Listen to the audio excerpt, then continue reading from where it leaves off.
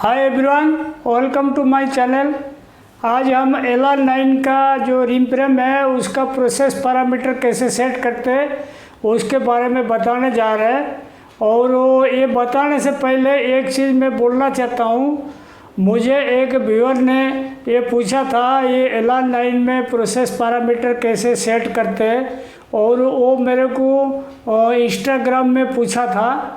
और आप लोग अगर डायरेक्टली मेरे को कोई डाउट होता है तो इंस्टाग्राम में आप मैसेज कर सकते हो पर्सनली, तो उसका जवाब हम दे देंगे।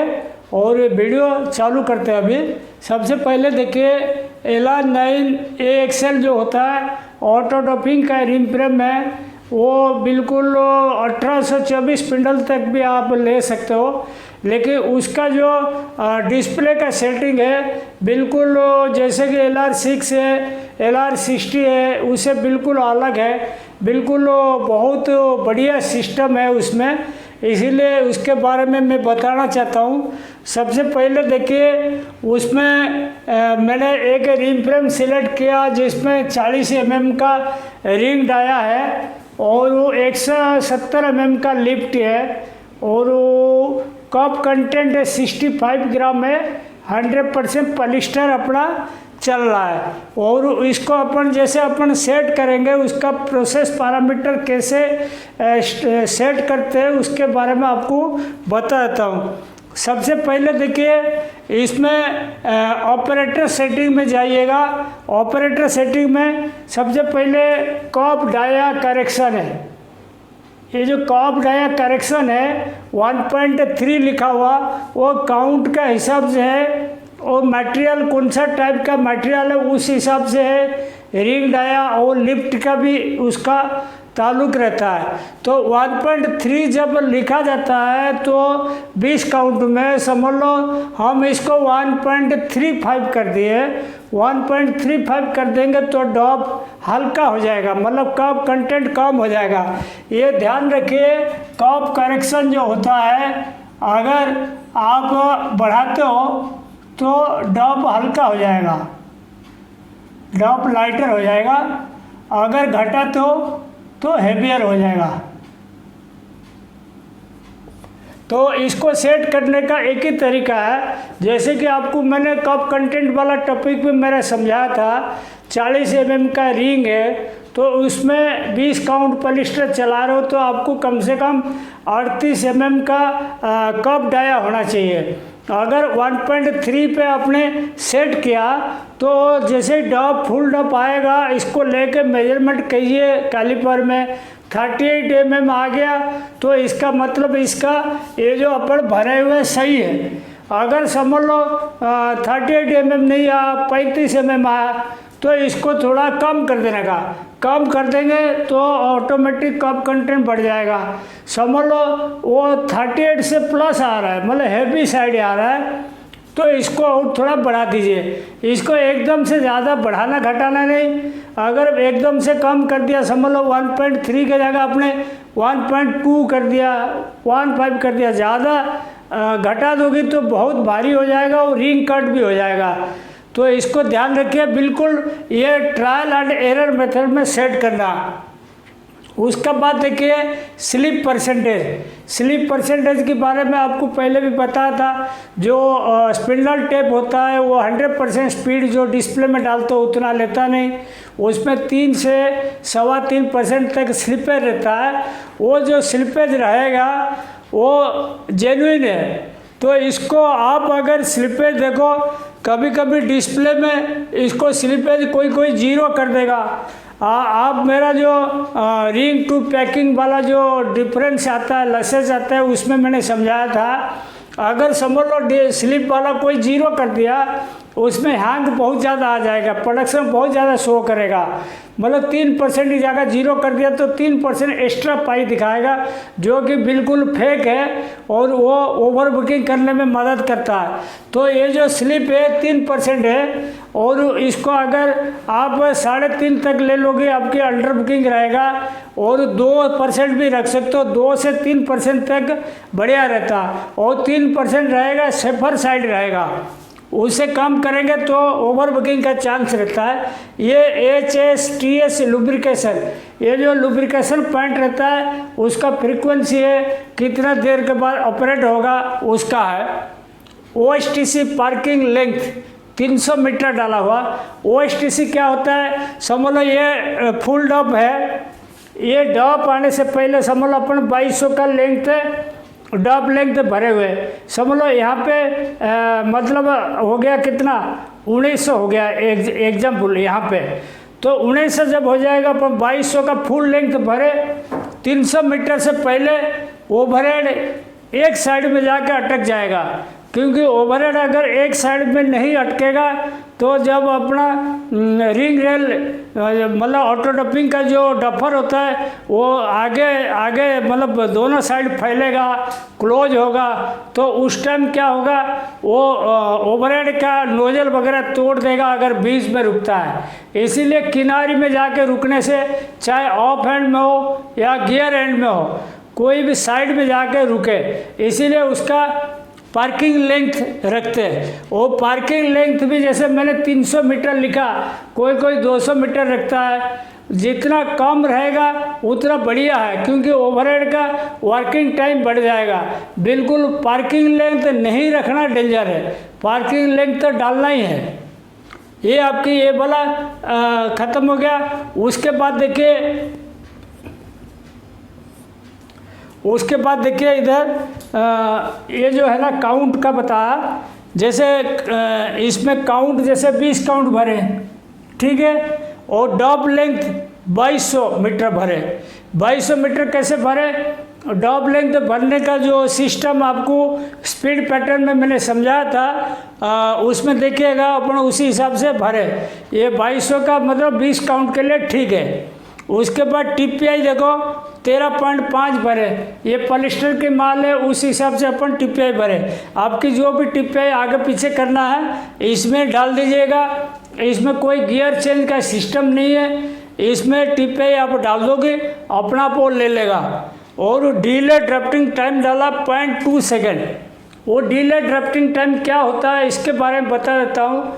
जैसे कोई रिम फ्रेम अपन चालू करने जाते हैं तो स्पिंडल का स्पीड एकदम से, जैसे आपने 20,000 डाला हुआ, 19,000 डाला हुआ, एकदम से स्पीड नहीं पकड़ता, समझ लो एकदम से स्पीड नहीं पकड़ेगा। और फ्रंट रोलर चालू हो गया और उसी का साथ साथ स्पिंडल चालू होगा तो फ्रंट रोल से पहले धागा निकल जाएगा और स्पिंडल लपेटना चालू नहीं करेगा, वो तो धागा लूज हो जाएगा, लूज हो गए पूरा साइड कट जाएगा। इसीलिए जो 0.2 सेकंड अपन जो दिए उसमें क्या करना है, मतलब 0.2 सेकंड से पहले स्पिंडल चालू होगा, स्पिंडल वाला मोटर ऑपरेट होगा। उसके बाद फिर अपना ड्राफ्टिंग जोन चालू होगा। ड्राफ्टिंग जोन 0.2 सेकंड के बाद ही चालू होता है, तब जाके वो एडजस्ट होता है। ये अपना 0.1 से 0.5 सेकंड तक रहता है। कोई मशीन में वो ट्रायल एंड एरर मेथड से सेट किया जाता है, उसी हिसाब से आप इसको मेंटेन करोगे तो बढ़िया रहेगा। उसके बाद देखो कप बिल्डअप। कप बिल्डअप क्या होता है, ये एक चेस लेंथ दिया, वाइंडिंग लेंथ दिया, कप बेस रहता है। चेस लेंथ क्या होता है, ये सबसे इम्पोर्टेंट चीज़ है। चेस लेंथ जो होता है इसको ध्यान रखिए। चेस लेंथ जो होता है रिंग फ्रेम का जो डाया है, समझ लो रिंग डाया है 40 mm, रिंग डाया 40 mm, तो चेस लेंथ क्या होगा 40 × 1.15 मतलब 46 mm, मतलब 15% एक्स्ट्रा लेगा रिम फ्रेम डाया का। वो चेस लेंथ क्या होता है मैं आपको समझा देता हूँ। समझ लो आपके रिम फ्रेम का जो मतलब वर्किंग में है जो रिम फ्रेम, उसमें अपना रिंग रेल जैसे बॉटम से ऊपर तक गया तो जितना दूर गया उसी को चेस लेंथ बोलते हैं। आपको बताता हूँ, जैसे कि देखो ये अपना रिंग फ्रेम है, बॉबिन है, ठीक है, यहाँ से समझ लो धागा भरना चालू हुआ। पहली बार में रिंग फ्रेम समझ लो यहाँ तक गया एग्जाम्पल, यहाँ तक गया, यहाँ तक गया तो एक डिस्टेंस जो होता है चेस्ट लेंथ होता है।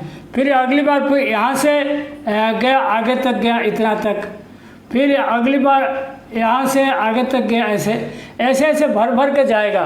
तो ये जो डिस्टेंस होता है इसको चेस्ट लेंथ बोलते हैं। वो रिलेटेड टू रिंग का डाया, रिंग डाया जितना होगा उससे 15% और जोड़ के ले लीजिए, चेस्ट लेंथ आ जाएगा।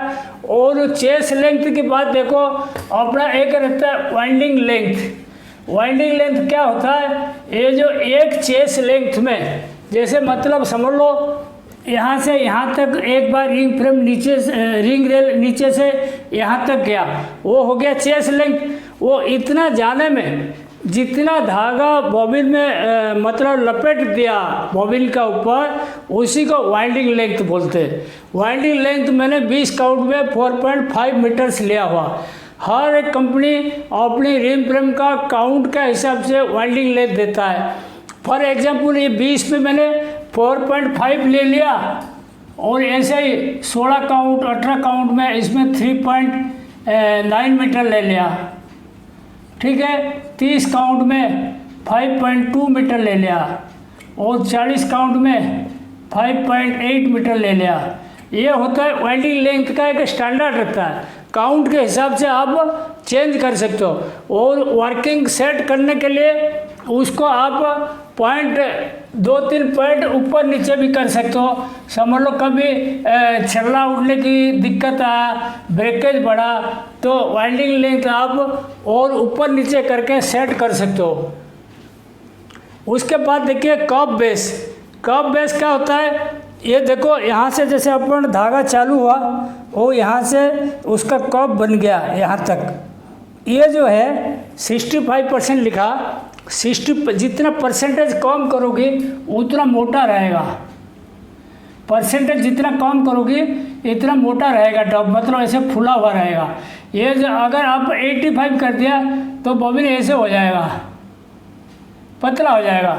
तो समझ लो बॉटम में जो कप बेस में 65% है, आपकी ज़्यादा भारी हो रहा है तो रिंग ट्रैवलर कभी कभी टच होके चलेगा, रिंग ट्रैवलर उखाड़ के फेंक देगा।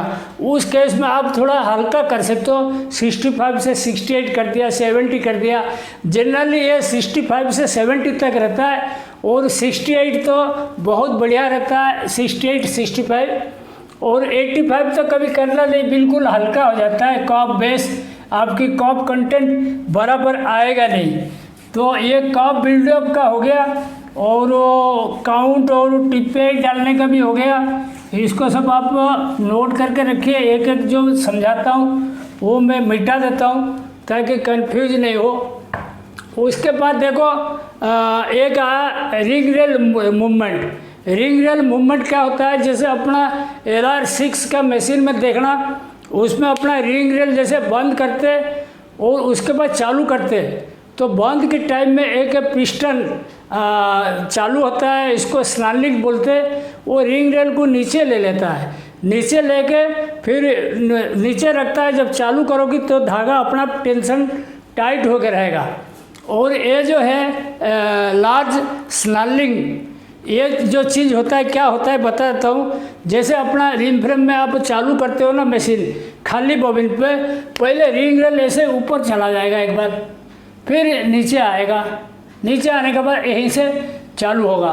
तो स्नार्लिंग करने का मतलब क्या होता है, शुरू से उसका मतलब धागा लूज ना रहे और एंड डाउन ना रहे।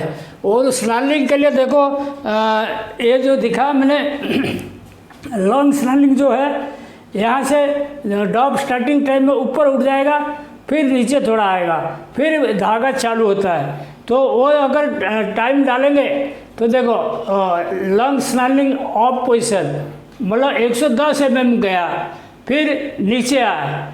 लॉन्ग स्नार्लिंग ऑफ स्पीड, ये जो स्पीड में जाएगा 20 mm पर सेकंड में जाएगा। फिर ऐसे लॉन्ग स्नार्लिंग डाउन स्पीड, जब वो नीचे आएगा तो 20 mm पर सेकंड में आएगा, वही स्पीड रहेगा नीचे ऊपर जाने आने का। और वो मोटर रीसेट हो जाएगा 100 mm में। और लॉन्ग स्नार्लिंग डाउन पोजीशन वो 20 mm नीचे आएगा, कोई कोई 30 में रखता है। वो क्या आपकी सेटिंग का ऊपर है। कभी कोई इसको आगे पीछे भी थोड़ा थोड़ा करके ट्रायल एंड एरर मेथड में इसका वर्किंग सेट करते हैं। तो ये जो चीज़ है LR9 में आप अगर सेट कर लोगे तब जाके उसका वर्किंग सही रहेगा। अगर स्नॉलिंग सेट नहीं करोगे स्टार्टिंग में ब्रेकेज बढ़ जाएगा, आप कंट्रोल नहीं कर सकते हो। उसके बाद देखो एक breakage control system. Breakage control क्या होता है? स्पीड अप डाउन, मतलब स्पीड आप जैसे 100% भरे हो, समझ लो आपकी वर्किंग ख़राब हुआ, वर्किंग ख़राब हुआ तो आप स्पीड पैटर्न में जो है पूरा 16 स्टेप का इसको छेड़ना नहीं, इधर ही परसेंटेज कम कर देना, डाउन कर देना 5%, 4%, 2%, जो आपकी इच्छा है कर देना, ताकि स्पीड पैटर्न चेंज नहीं करना पड़ेगा। और अप और डाउन इसमें समझ लो 100% है तो आपकी वर्किंग बढ़िया है तो 102 कर दो, 103 कर दो, वो भी चलेगा। तो बिना स्पीड पैटर्न छेड़े यहाँ स्पीड अप डाउन कर सकते हो। ये ब्रेकेज कंट्रोल के लिए है। अगर ब्रेकेज ज़्यादा है तो डाउन कर दीजिए कुछ परसेंटेज, और अगर ब्रेकेज कम है तो बढ़ा दीजिए। और कांस्टेंट स्पीड, ये सबसे इम्पोर्टेंट चीज़ है, कांस्टेंट स्पीड। और इसमें कांस्टेंट स्पीड कब डाला जाता है? समझ लो रिम फ्रेम पूरा मशीन कटा और रिम फ्रेम नया काउंट में चालू हुआ, और समझ लो आपकी 16 से 24 स्पिंडल का या 1824 स्पिंडल का या 1632 जो भी बड़ी मशीन है या 1000 भी स्पिंडल हो तो उसमें इनिशियल स्पीड डालना पड़ता है, मतलब कांस्टेंट स्पीड। समझ लो 7000 का डाल दिया आप 20 मिनट का, तो सारे डब्बर साइडर लग गए और गट्टी मार के रेडी कर दिए। फिर वो 20 मिनट का जब टाइम हो जाएगा वो अपना बढ़ जाएगा और नॉर्मल स्पीड पे रिम फ्रेम आ जाएगा। और ये अपने लिए बहुत फ़ायदेमंद चीज़ है। पहले ज़माने में ये कांस्टेंट स्पीड डालने का सिस्टम नहीं था, अपने LR6 में आया, LR60 में आया, अभी LR9 में भी है, और ये अपने लिए बहुत अच्छा है। लेकिन वो तब खराब काम करता है जब एक कांस्टेंट स्पीड होता है, बिना मतलब में कारीगर या हेल्पर डाल देते हैं। वो क्या होता है, समझ लो चाय पीने की टाइम हुआ, कारीगर डाल दिया कांस्टेंट स्पीड 8000, 15 मिनट गया, 15 मिनट आराम से चाय वाय पी के आ गया। वो जो कांस्टेंट स्पीड डाल दिया 8000, वो जगह क्या हो जाएगा, मतलब सॉफ्ट हो जाएगा, और मतलब वो स्पीड भी कम हो गया, उसका प्रोडक्शन भी उसी शिफ्ट का हैंग कम हो जाएगा, सब प्रकार की बीमारी है। तो कांस्टेंट स्पीड ऐसा चीज़ है, हर 2-2 घंटे में मशीन में चेक करना चाहिए ताकि कारीगर इसको छेड़खानी नहीं करे। उसके बाद देखो कांस्टेंट स्पीड टाइम, ये 10 मिनट से 30 मिनट तक ले सकते हो।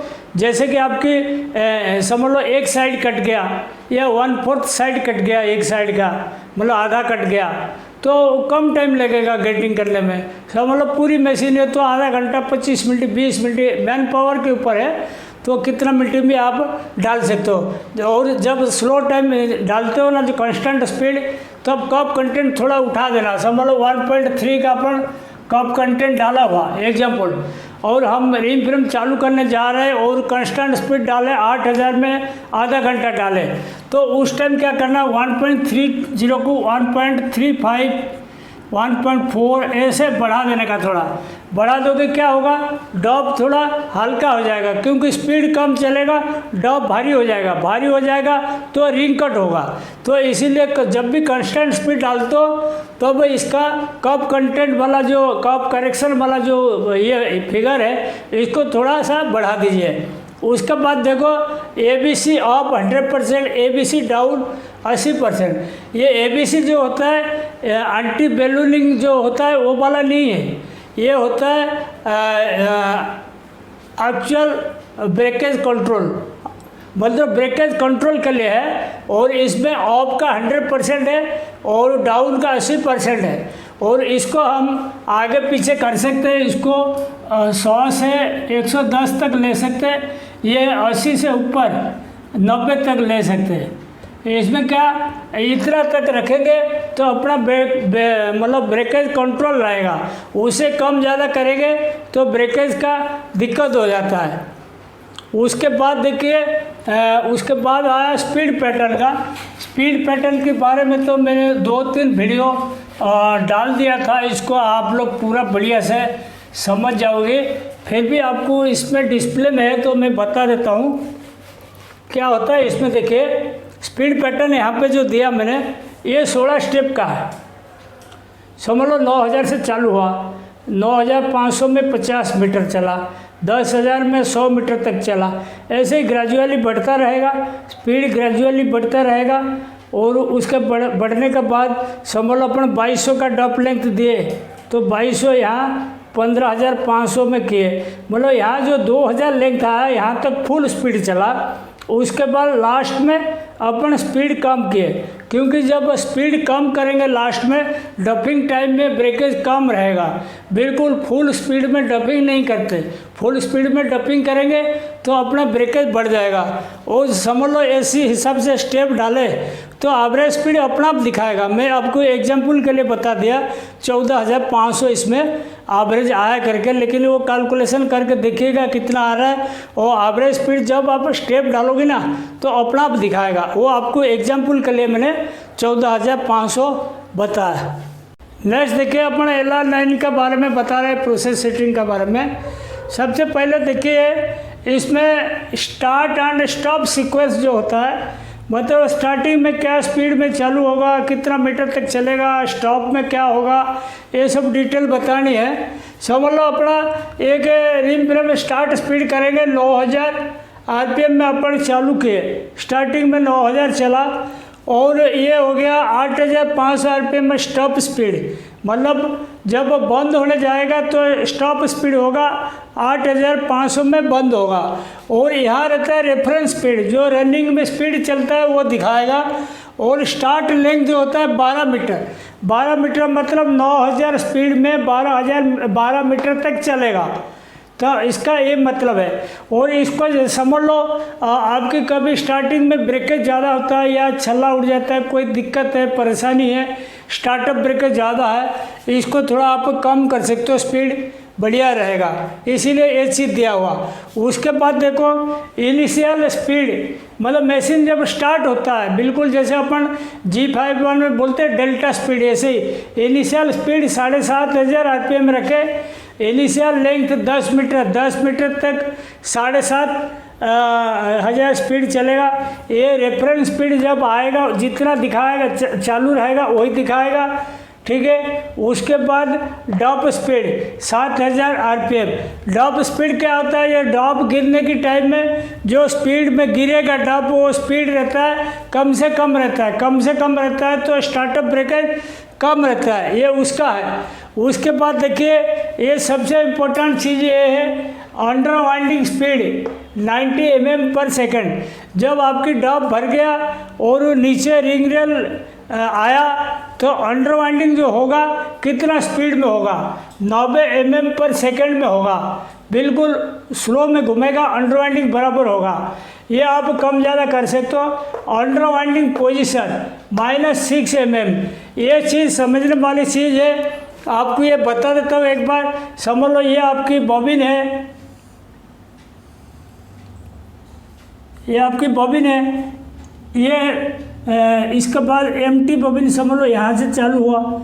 ये जो एम्प्टी बॉबिन है ये 6 mm, मतलब यहाँ धागा यहाँ से चालू हुआ, आपकी लिफ्ट यहाँ से है, उसका नीचे से जहाँ पे खाली बॉबिन एरिया होता है वहाँ 6 mm तक, उसी का बीच में खाली बॉबिन का ऊपर अंडर वाइंडिंग हो, 6 mm रखो, 5 mm रखो, इसीलिए इसके ऊपर माइनस सिंबल देते हैं, क्योंकि वो लिफ्ट का नीचे रहता है, धागा जहाँ से बनता है उसका नीचे रहता है, इसीलिए -6 mm रखे हुए।